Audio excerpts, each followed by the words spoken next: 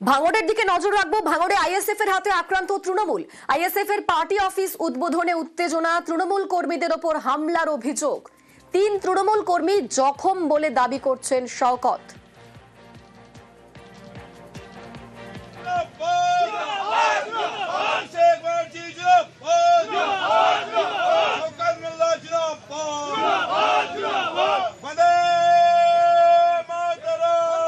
কাল এলাকায় প্রতিবাদ মিছিল তৃণমূলের। আমাদের সঙ্গে রয়েছেন প্রতিনিধি কল্যাণ। কল্যাণ, কি নিয়ে উত্তেজনা, কেন মারধর করা হলো, হামলা করা হলো বলে অভিযোগ উঠছে, এবং এই যে অভিযোগ উঠছে আইএসএফ এর বিরুদ্ধে, এ নিয়ে আইএসএফ কি বলছে? একেবারেই অনিন্দিতা, জানিয়ে রাখি যে মাঝিরাইট গ্রাম রয়েছে, সেই মাঝিরাইট গ্রামের একটি আইএসএফ এর পার্টি অফিস উদ্বোধন ছিল। সেই উদ্বোধনেই আসছিলেন নওশাদ সিদ্দিকী। আর এই উদ্বোধনকে কেন্দ্র করে বেশ কিছু আইএসএফ কর্মী সমর্থক তারা কিন্তু এই যে ছেলে গোয়ালিয়া এলাকা, সেই ছেলে গোয়ালিয়া এলাকা থেকে পায়ে হেঁটে মাঝিরাইট গ্রামে আসছিল। সেই সময় কিন্তু এই তৃণমূল কর্মীদের ওপর হামলা চালানো হয় বলে অভিযোগ। যদিও আইএসএফ এর পক্ষ থেকে দাবি করা হচ্ছে যে তৃণমূল কর্মী সমর্থকেরা তাদেরকে কটূক্তি করে।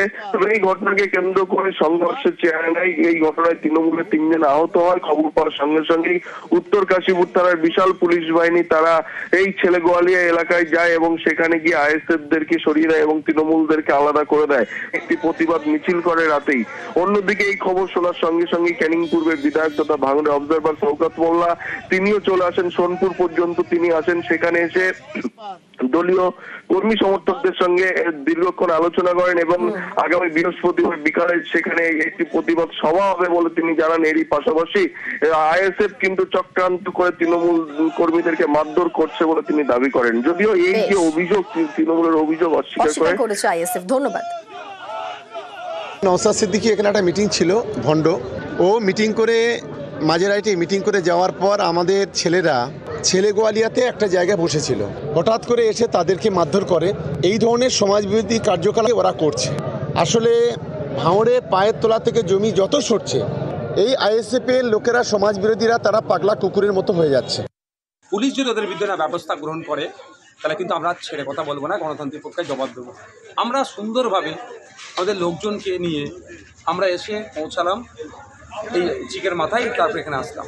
খবর পাচ্ছি আমরা যখন ফিরে যাচ্ছিল আমাদের বর্ষিয়ান মানুষ, যথেষ্ট পরিচিত মুখ, নজরুল বাবুর উপরে আক্রমণ করে। এবার এটাতে মামলাটা আমরা হবে, ওরা ছেড়ে কথা বলবো না, ওরা নাটক করছে।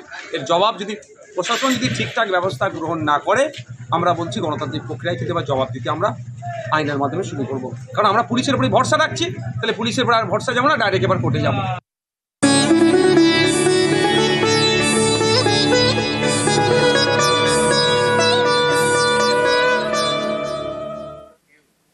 মা কালীর ভিন্ন রূপ, কোথাও দেবী কৃষ্ণকালী, কোথাও আবার ব্রহ্মময়ী।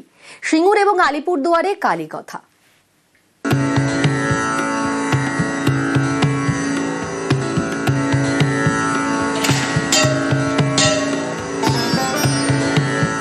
এক হাতে খড়গ, আরেক হাতে বাঁশি।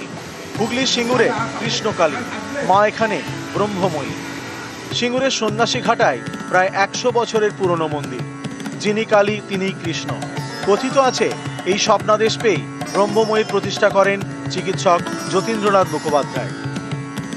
আমাদের শান্তিকালী কৃষ্ণকালী, ব্রহ্মময়ী কৃষ্ণকালী। বলি তো হয় না, আমাদের বলি হয় না। আমাদের এখানকার যিনি প্রতিষ্ঠাতা যতীন্দ্রনাথ মুখোপাধ্যায়, তিনি তার মানস লোকে। আলিপুরদুয়ারের দেবী ভুবনেশ্বরী, মাথায় সোনার মুকুট। আলিপুরদুয়ার শহরের অরবিন্দনগর, এখানে রয়েছে ভুবনেশ্বরীর মন্দির। দেবীর রূপ এখানে শান্ত। দুবেলা মাকে সকালের দিকে ভোগ দিয়ে, প্রতিদিন ভোগ দিয়ে পুজো হয়। সন্ধ্যার দিকেও একটু আরতি হয় প্রতিদিন। সেবায়তরা সারা বছর নিত্য পুজো করেন। প্রত্যেক অমাবস্যায় চলে বিশেষ পুজো। মায়ের গায়ে ঘন মুকুটে থাকে তো, যার জন্য অনেকটা শেপের দরকার, যার জন্য বছরে একবারই খোলা হয় এই বাসের পূজার দিন। তাছাড়া এমনি সবসময় বন্ধ থাকে। আলিপুরদুয়ার থেকে রাজকুমার কর্মকার ও হুগলি থেকে রানা কর্মকার, নিউজ 18 বাংলা। কালী পুজোয় জমজমাট বারাসাত, তাক লাগানো মণ্ডপ, নজর কাড়া প্রতিমা। বারাসাতের সেরা পুজোকে নিউজ 18 বাংলার রাজ্যের সেরা পুরস্কার।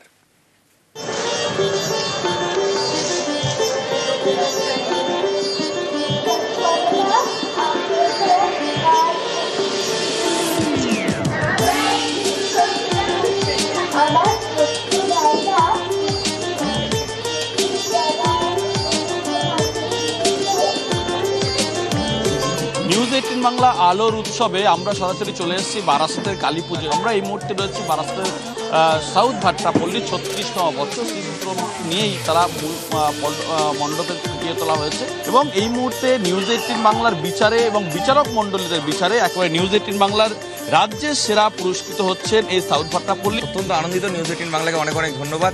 আর নিউজ 18 বাংলার জন্য আমাদের পূজা মণ্ডপ সারা রাজ্যের মানুষ দেখতে পাচ্ছে।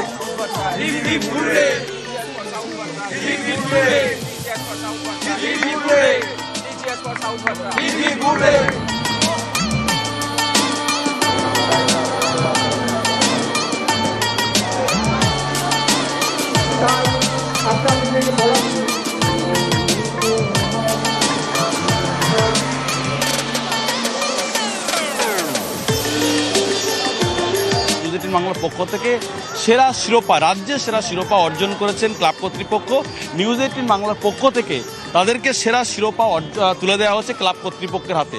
আমরা নিউজ 18 বাংলাকে অসংখ্য ধন্যবাদ জানাচ্ছি আমাদের রাজ্যের সেরা করার জন্য। আমরা অনেক ধন্যবাদ জানাচ্ছি।